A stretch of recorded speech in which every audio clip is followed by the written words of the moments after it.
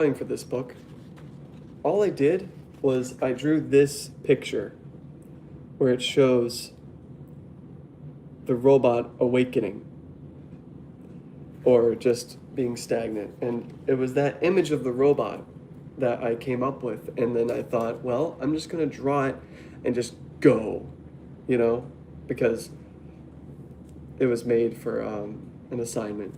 And the assignment was to create 100 pages of anything I wanted, as long as it was a book that had a main theme to it. That was 100 pages. So I just went with that first image and rolled with it. So I decided that for my next book, I was going to do the same thing for this particular story. And the first page I drew for this book is this page here. And I've talked about it previously, but this is in a new context. Here it is, the original Sid the Sorcerer drawing. The drawing that spawned my entire idea for the story, and now it's probably about 100 and something pages. Like, it's already more than RoboGamma itself. And RoboGamma is not necessarily the most detailed graphic novel. And for this particular project, I said, hey, I'm gonna go full in. That's literally what I decided. I was like, I'm just gonna go all out with this one. And it was almost like it was unintentional in a way, but it just happened to happen that way. Sometimes we let our creative juices just flow whatever way they're gonna flow, and we work with what we have, what's inside of us, And because I decided to continuously let it grow from that one particular image, it kind of gained a mind of its own. Like when I was creating this, I didn't have a story in mind. I didn't have a story in mind when I started this particular project. Look at all these. It's all the pages here. 100 plus pages. And I'm almost done drawing it. And like what I said, I've been working on it for about more than a decade at this point. And it was ever since I finished this one.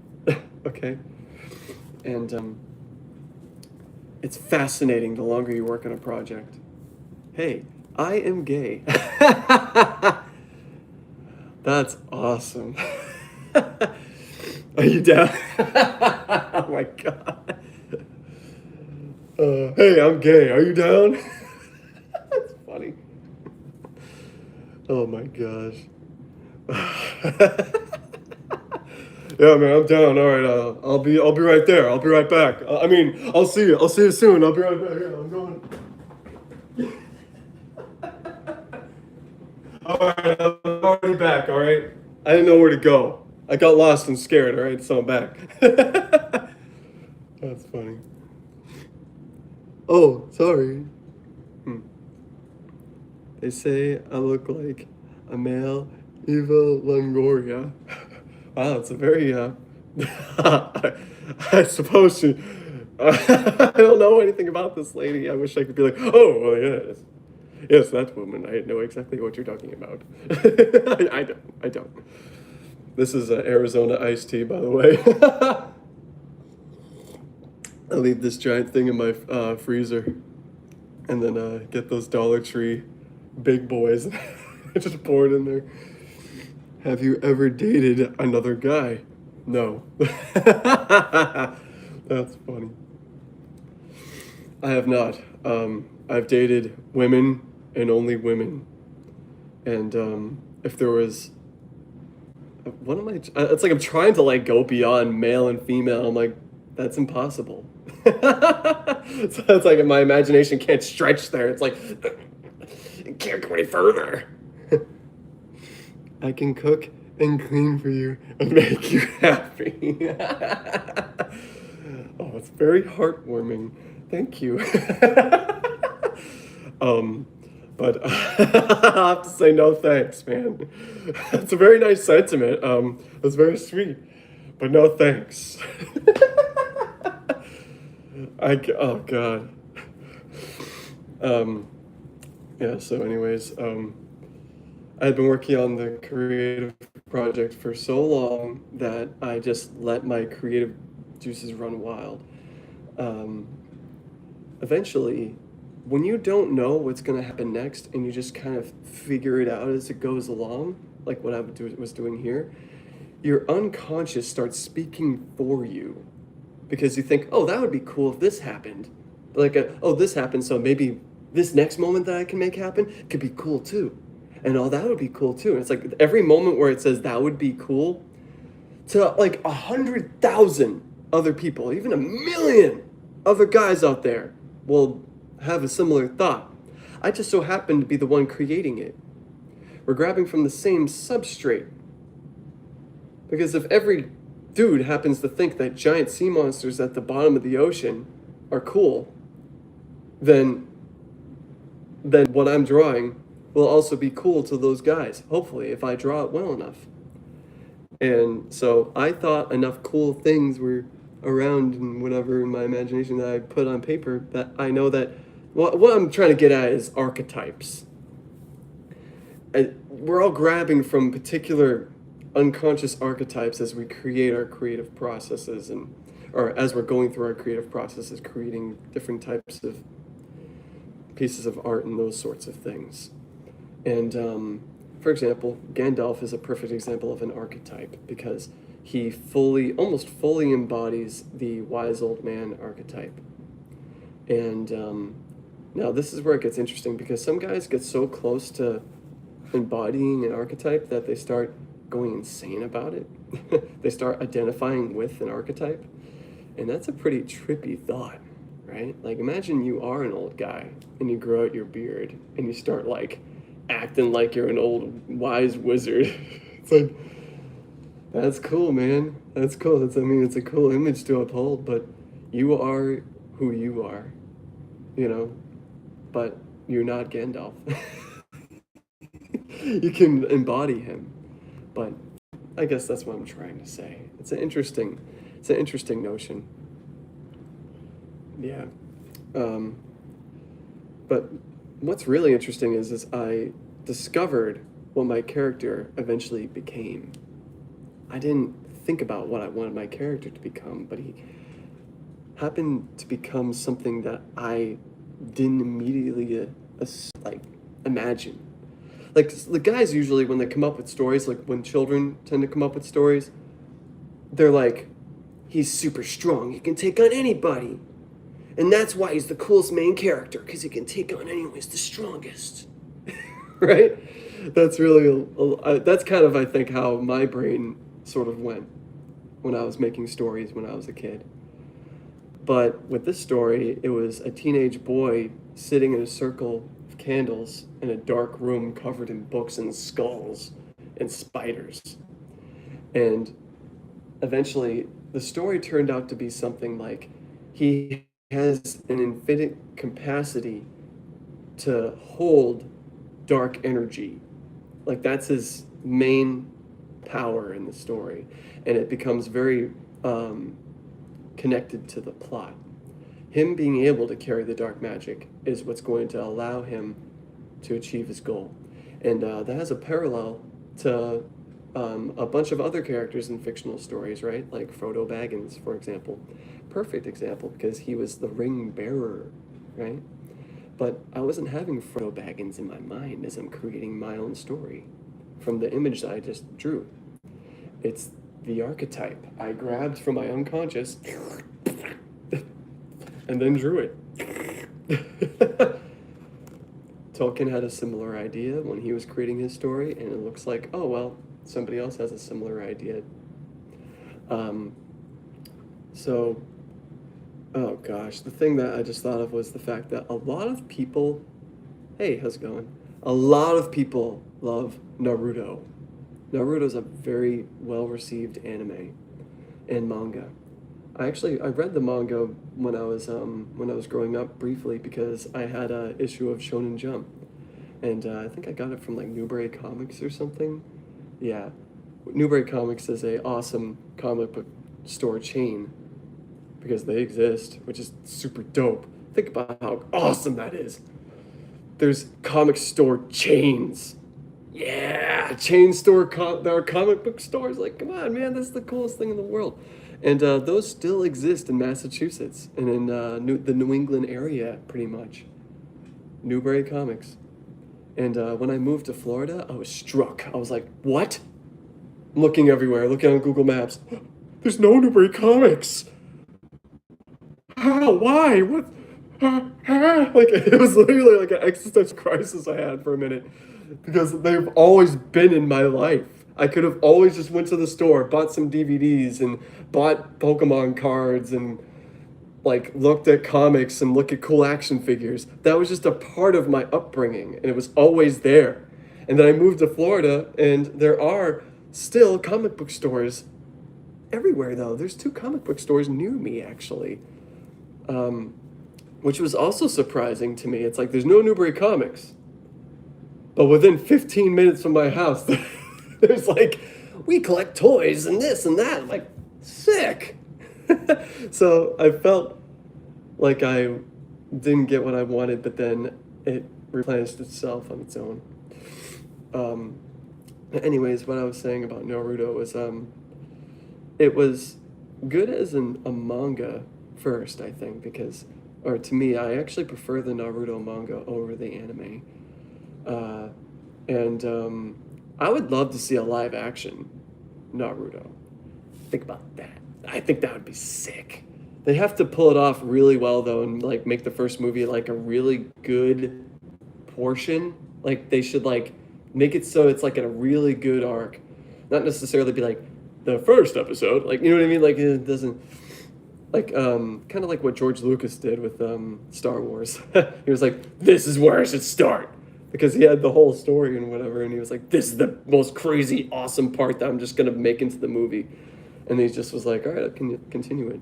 They should do that for a live action Naruto, I think. Because that will finally give it justice, I think. The anime, to me, was made at the wrong time period for me, I think. I know it sounds really snooty and weird, but it's true. Like, I grew up with Dragon Ball. I'm a big Dragon Ball head. I know everything about freaking Dragon Ball. But there's guys out there, like, especially on YouTube, who know a whole lot about Dragon Ball.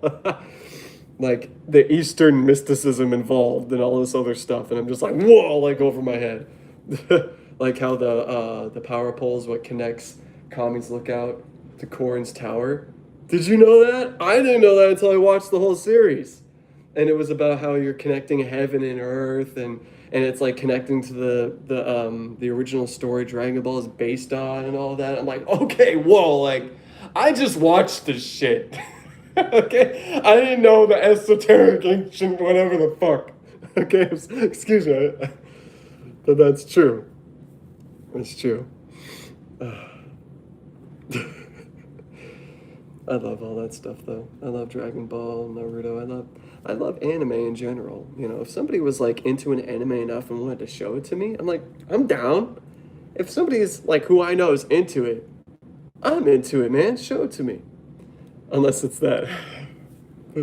There's always the crazy bad stuff with anime, obviously.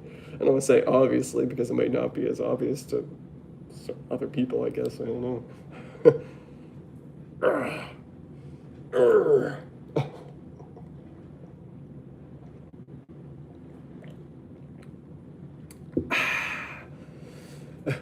Don't touch that mouse, folks. It's Badlands Chugs here. Today, we're gonna be chugging. I'm just kidding, not chugging. You know, I could chug Arizona iced tea, honestly. It's not that hard to chug. It's like, it feels lighter than water for some reason. Oh, heck yeah. Well, just for the fun of it, I know you're gonna go, okay, but why not? I only got about a few minutes left until I'm gonna jump off here. But I'll draw a tarot card. Why not? Actually, no. I'm not gonna draw from this because I actually have it all in order. Let's talk about a few tarot cards and maybe I can resume at some point. So, just because I get to do whatever the heck I want, man. This is my channel, my life. So I just want to express myself, so why not, right? This is the first card in the tarot deck, and it's called The Fool. The Fool card, right? Super dope. So I'll just leave it right here and I'll describe what it is. The Fool card, you will know the Fool card today as the Joker card. This is the earlier iteration of that same card. The first, it's a major arcana card, meaning it's a trump card. It's the first card of the entire tarot deck. And the card's meaning is tied to the number that is associated to it. And it means nothing, zero, nothing. But it also means begin. It means start. It also means that you haven't learned anything yet. So he's ambitious and he's about to go on his journey, right? But if you look, he's about to fall off a cliff. And his little doggy's beckoning him from falling off of the cliff. And just to point this out too, this is worth knowing about tarot cards. You know Yu-Gi-Oh? Love Yu-Gi-Oh! Yu-Gi-Oh is awesome, right? On Yu-Gi-Oh cards, they have the description and the effect, right? Every tarot card basically has an effect, like how Yu-Gi-Oh has an effect. But the effect isn't said on the card. You have to like read books and stuff about to understand what each tarot card's effect is, right? It's interesting. And then after a while, I was like, do I want to get into Yu-Gi-Oh or do I want to learn how to do tarot cards because I love creepy, spooky esotericism stuff? So I was like, let's do it. I want to know how to do it. I want to be able to bring a tarot card deck with me and just give people readings anywhere and whatever and help them predict their futures and all that cool shit. So yeah, new beginnings. That's really what this card means. And also it's a kind of like a warning card too, meaning like, so you could be getting into a new thing, but you could be so ambitious that you might be overconfident. You might not have enough experience to compensate for the confidence you have, and you might fall off a cliff as a result. So it's like a cool, it's a cool meaning behind that card. After the Fool card is the Magician card. I love this card. If I ever got a tarot card tattoo, this is a contender. Also, my main character in my story, Sid the Sorcerer, he's wearing a red sweatshirt, and this guy's called the Magician, and he's wearing a red sash. So like, Sid the Sorcerer, the Magician, and like that's kind of awesome. Like they have like a very, I don't know, it's like the aesthetic is similar. So the Magician card is the aha moment. That's what it represents, and it's the number one, meaning like you just had a revelation. And if you notice, he has a cup, a pentacle, a wand, and a sword on the table. And they're all the different elements of the tarot deck, which means mind, connection, earthly possessions, and passion. So he has everything on the table, and he goes, Eureka! You know, and this is the moment of, I got an idea. And now all he has to do is act upon that idea. And it's saying that, like, you can do anything. There's nothing wrong with you because you realized your infinite potential. That's symbolized with the infinite symbol. So that's what that card is. The Magician. Dope. And then it goes to the High Priestess card. This card is actually pretty hard to decipher. It's about mystery, spookiness. It's about secrets. It's the figure in your life that you may happen to have come across that points something out to you that will help you realize something about yourself. It's very similar to the anima aspect of Carl Jung's teachings and those sorts of things. It's about this. It's about intuition as well. Like you should pay attention to your inner voice. That's really, I guess, what this card is trying to tell you. Listen to the inner voice. And there's this particular scene in Lord of the Rings where Frodo meets up with this elf girl, and he says, "Do you want to carry the ring instead of me?" And then she displays to Frodo something in a well, and he walks up to the well and he looks into the well, and it shows him the secrets of the future and all those sorts of things. So it's like, if you do this, like if you act out of fear by giving me the ring, then badness is going to happen as a result. So it's saying, listen to your gut, but in a way that makes sense, that's not in fear, but through righteousness. And so that's what this card wants you to do. Okay. And this card is the Empress card. The Empress card is very, very cool because it's 3. 3 is the growth number. Because 1 is like, hey, I'm here. And then 2 is like, hey, oh, I can't live without you. I love you. We're dualistic. There's only one and the other. And then 3 means, oh, we're growing up. Like, it's like 1 more, 2 plus 1. So the plus 1 is like the element of the plus 1 element. And the Empress means that things are going to be doing pretty good when it comes to growth. Like, things are going to grow for you. That's what this card really means. And also it means that if somebody's pregnant, then they're going to have a nice pregnancy and all. And it also means good harvest. Since tarot cards are quite, like, they're old as hell, man. So a lot more people were farming back in those days, okay? So when you got the Empress, it was like letting you know, hey, you might get your wife pregnant, and guess what? You're going to get a good harvest too. So that's what this card means, okay? And you can try to extrude the meaning as hard as you can out of it. But that's really what that boils down to. All right. I'm thinking I might cap it tonight already.